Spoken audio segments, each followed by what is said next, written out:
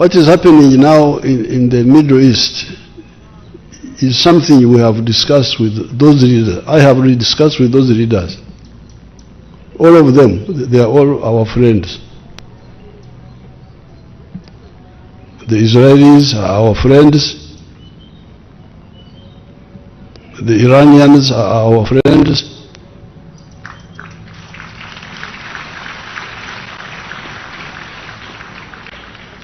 The UAE are our friends.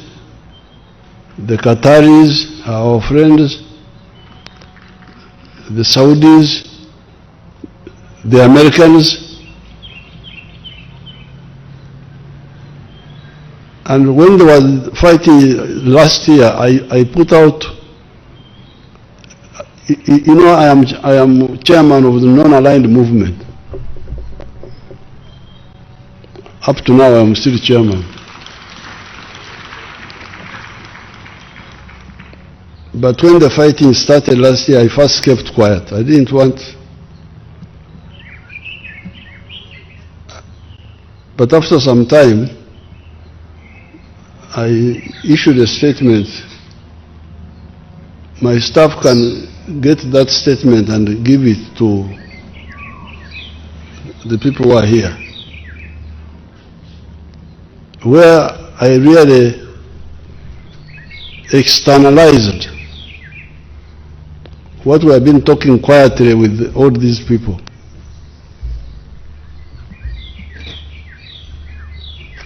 You will read it. But the whole problem starts with what we call in English chauvinism. Chauvinism. Buli omu okulowooza nti yeyeka. Everybody thinks he's the one who is most important. So that's why we have got that huge problem. You can see now the destruction, the dangers.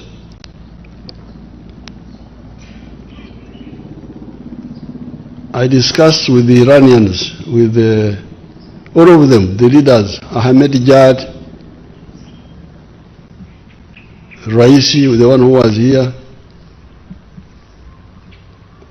all of them, Hashem Rafsanjani. I was saying, you people, the Iranians, why don't you recognize Israel? They said Israel does not belong here. It is not, it is a transplant in the Middle East. I said, no. Me, I know this part of the world from the Bible. You are all mentioned in the Bible. The Jews are mentioned, the Persians are mentioned. There's another group called Medians. The Philistines, Palestinians are mentioned. Goliath was a Palestinian. Why don't you? So I told them, you should accept Israel, so that we implement the two-state solution. Then I go to Netanyahu, who is a good friend of mine. He has come here many times. We're in this house here with him and the president of Sudan.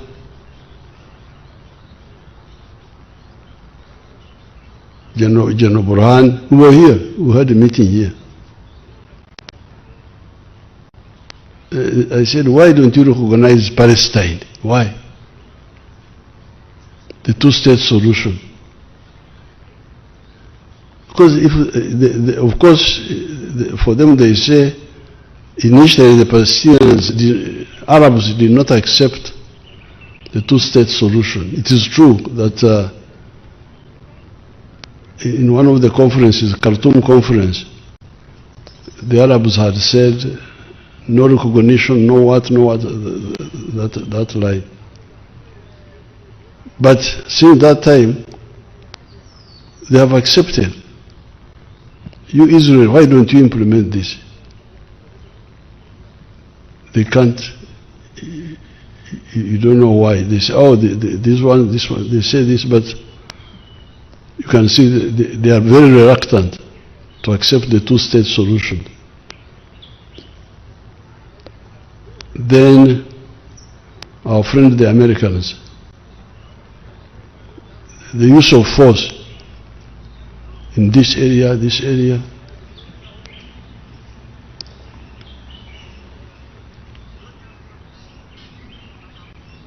In that statement, I gave the history of all these mistakes. So therefore, I want to congratulate you Ugandans, because when we told you, please avoid sectarianism, reject sectarianism, love all Ugandans, irrespective of their differences. You listened. I want to thank you. That's why, ever since 1994, ever since 1980, when we started elections, the NRM was always winning on the first round. We have never gone for the second round. Why? Because you all agreed that the message of unity was better than the other message of sectarianism. So when you see the suffering in the Middle East, you can see the consequences of that area is very rich, very rich. But you can see the politics disturb the whole area. So I want to congratulate you, Ugandans, for in 1964,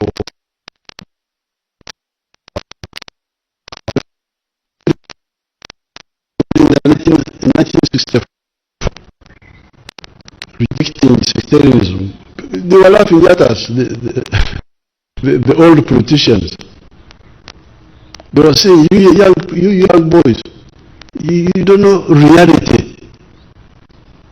Reality is that blood is thicker than water, meaning that tribalism is more important than anything else. And I remember telling them that you people, me, I'm a cattle keeper. I produce milk, I produce beef, I produce bananas. Buli angulako musanyukira. Sisobola kugamba nti abanyankole bokka be bangulako. Abe Kampala bwe bagula amata gange baba banyambye. Bwe bagula amatooke baba banyambye. Bwe bagula ennyama baba banyambye. So I value Uganda. I value East Africa. I value Africa because they are the ones who support my prosperity. When you come to Victoria and you find I have built a good house, it is not because of my tribe. It is because of Uganda, of East Africa, of Africa. Because they are the ones who buy my milk, buy my beef, buy my bananas. So, dividing people is really short-sighted.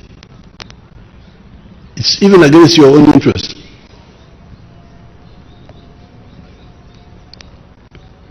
I want to discuss with the Western countries. If you're a smart person, especially if you are a smart businessman, why would you want to trade with a poor man? A poor man anakuyamba ki?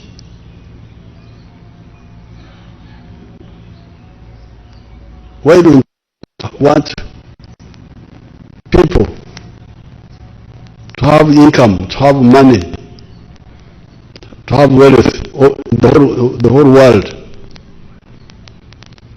Global affluence.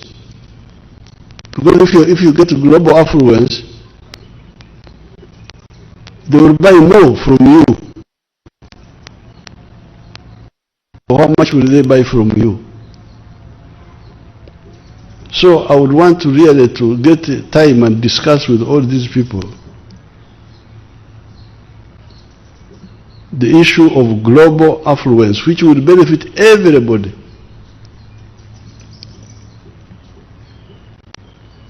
When China modernized,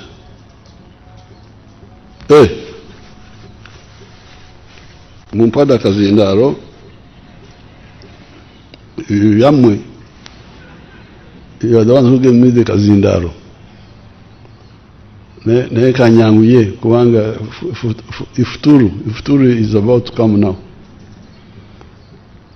When China modernized,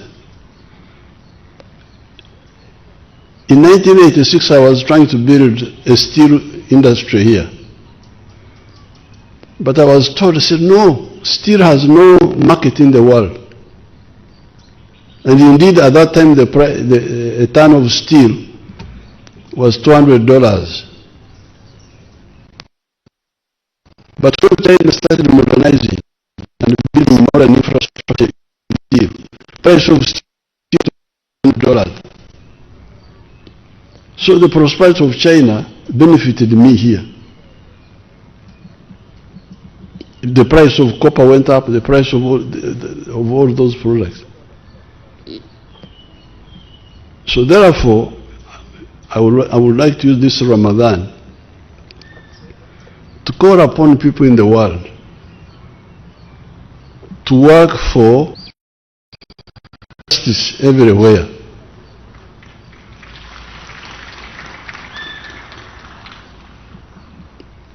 And global affluence. Mwebale nnyo Katonda babere.